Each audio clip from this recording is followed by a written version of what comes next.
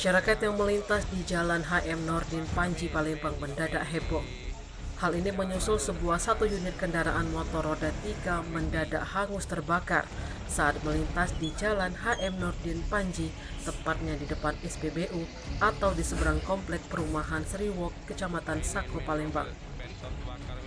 Informasi dihimpun di lapangan, kendaraan motor roda 3 berwarna hijau itu terbakar saat melintas dari arah simpang Indogrosir Kenten Laut menuju arah simpang bandara. Detik-detik terbakarnya motor roda 3 itu pun direkam oleh warga yang melintas dan viral di sosial media.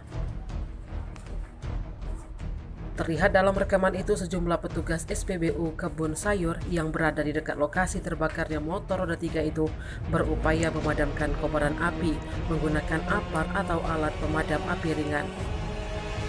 Dalam peristiwa itu beruntung tidak menimbulkan korban jiwa. Namun hingga berita ini diturunkan belum ada keterangan resmi dari pihak kepolisian, baik dari kondisi pengendara maupun penyebab terbakarnya motor roda 3 tersebut. Tim Liputan Sumsel Update TV melaporkan.